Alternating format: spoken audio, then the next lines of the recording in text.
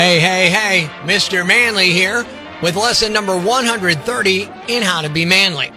I was at the country club the other day, checking out all the latest clothes that make you look like a pimp on the golf course. In walked a stunning young woman who's trying to qualify for the Women's Open. Wearing my new clothes, I thought I'd dazzle her with my apparel. I asked her if she'd like to play a round. She said, "No, thank you. You're not exactly in my league." At that point, I knew this must be addressed in a manly manner. If you ever find yourself in a similar situation, please follow along in your manly manual, page number 130, and repeat after me. Number 1, I guess you do look like you play for the other league. My mistake, that being the Bush League. Number 2, well, I'm sure your greatest satisfaction is driving balls. And number 3, you'll never make it. You don't even know how to handle a putter. Shortly after, when her caddy/husband comes in and uses a sand wedge to take divots out of your pimp apparel and scatters it throughout the clubhouse, you'll realize just what kind of man you really are. Until next time, this is Mr. Manly saying, be manly and good day.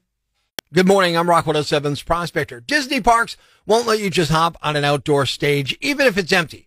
And I know this because one of their employees just enforced that rule in the middle of some guy's proposal. A guy at Disneyland Paris took his girlfriend up on stage in front of a Sleeping Beauty castle and got down on one knee. But in the middle of it, an employee in Mickey Mouse ears sprinted on stage, ran in between them, snagged the ring out of the guy's hand, and told them to get down. Their friend posted a video of it on Reddit and claims the guy who proposed asked for permission first. In fact, he asked a different employee if it was okay, and they said, go for it, because you can hear them say it in the video.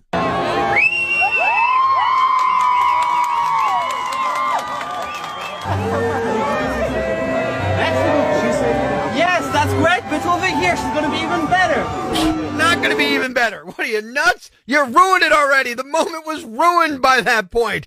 Now, Disney has put out a statement about it. They said they've apologized to the couple, regretted how it was handled, and they'd offered to make it right, which is awesome. Except how can you make it right? It already happened. It's been ruined.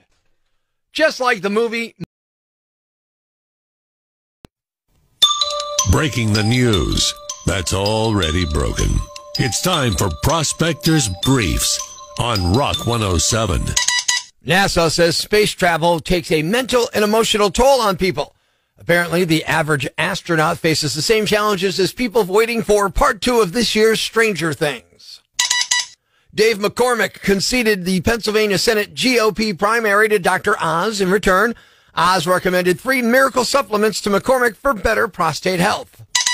Quarterback Ryan Fitzpatrick retired from the NFL after 17 seasons with 9 teams. Well, one was the Jets, so 8.5 teams. Prospector ruins everything, even the news. Tune in tomorrow for Prospector's Briefs on Rock 107. Love song, Northeast PA's classic rock, Rock 107. It's not just round and round and round. There's more to it. I'm talking about NASCAR. Good morning. I got an email from a guy looking for a little help. He said, hey, Prospector, I'm heading to my first NASCAR event this month. Maybe he's going to Pocono later this month. I don't know. But aside from wearing something with an American flag on it, what are your must-dos? What are the must-dos at a NASCAR race on race day? I told him you got to rent the headset so that way you can hear, you can converse with whoever you're with because it is loud there. And you got to listen in on the conversations between the driver and the team, too. It's pretty awesome. What would you tell him? What are your NASCAR race day must-dos? That's what I want to know today. Jen says you got to check out the souvenir haulers and the drivers. Sometimes they're signing things. Ricky from Exeter on the Rock Lines. What are your NASCAR race day must-dos? Hey, Prospector, going to the race, you got to bring some beer with you, buddy. You got to bring some beer. You can't go to a NASCAR race and not have some alcohol, right? No, and you also got to bring a cooler with lots of ice. Cooler with lots of ice. Of course, if you're bringing the beer, you need that. Joe says you're going for the full weekend. Check out the haulers for driver signings and the driver Q&As and stages they might have set up. Last note, drink lots of water, but eat lots of red meat, too. Brianne says you bring a big bag and collect all the free stuff that they give out. Heading into open mic, NASCAR race day must-dos. Good morning, Prospector. Buy a pit pad so you can walk around the pits in the garage before the race. That's a great way to really see everything get up close with the driver. Rob says, get the pit pass. Tommy from Blakely on the Rock Lines. How about you? NASCAR race days must do. Rock 107. The one thing you need to do at NASCAR is beer. Lots and lots of beer. And not wine. Wine doesn't count. That's Formula One.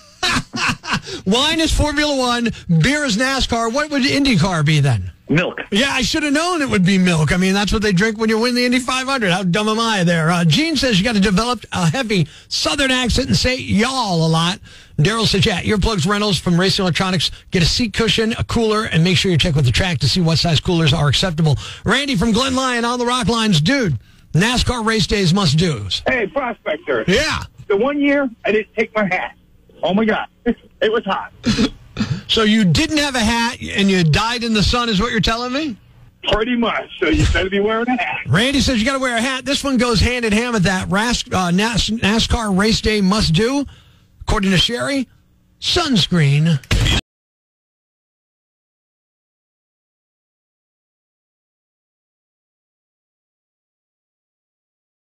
Doesn't need football to get drunk and scream at his television. Prospector on Rock 107.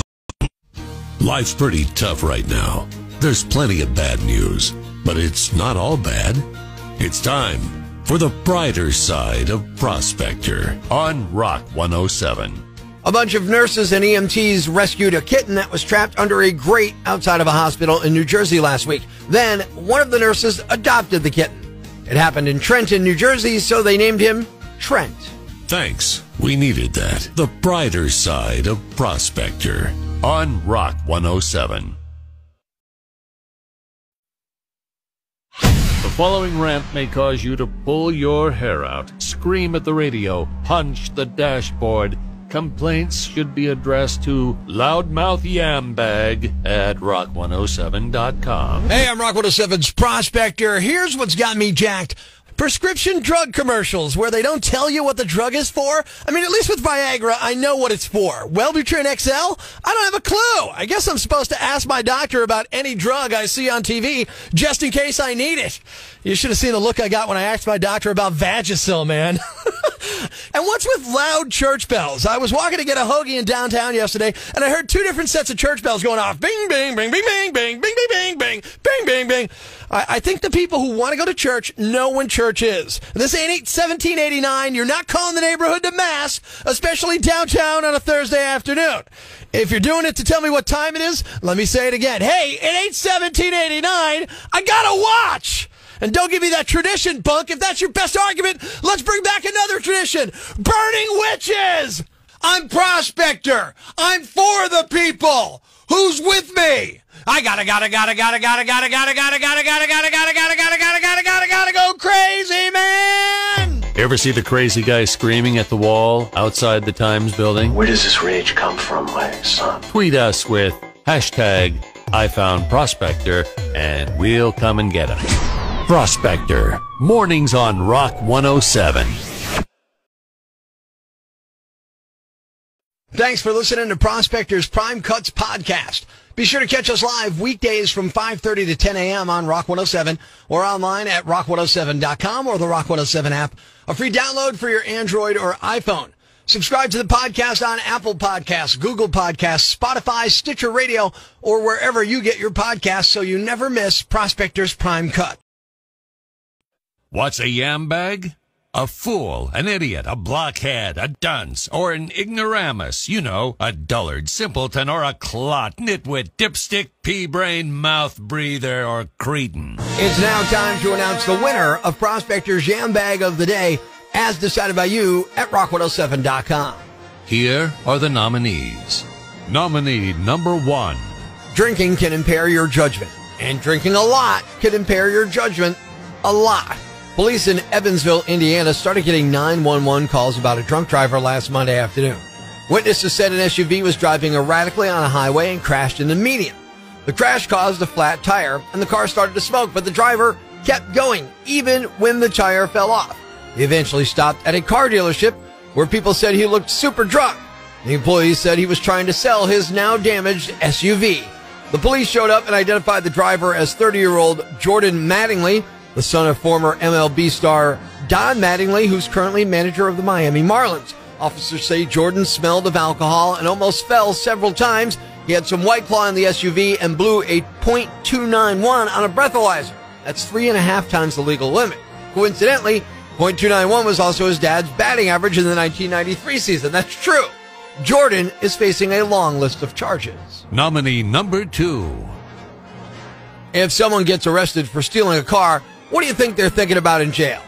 Maybe they're regretting what they've done, or maybe they're thinking about the next car they're going to steal. A 21-year-old Nevada man named Aiden Crowley was released from jail on Saturday after he'd been arrested for vehicle burglary the day before. But Aiden apparently didn't have a ride home, so he attempted to steal another car in the jail parking lot. The Washoe County Sheriff said Aiden was caught in the parking lot inside a vehicle that didn't belong to him, so he was arrested again. The sheriff is reminding all citizens to lock the doors of their vehicles when unoccupied and to remove valuables from the view of would-be thieves, even in jail parking lots. And the winner is the guy who drunkenly crashed his car, then drove it straight to the dealership to try and sell it. You are the Yambag of the day, and we'll move on to Friday's Yambag of the Week competition. Keep it here for all the nominees for Prospector's Yambag of the Day on Rock 107.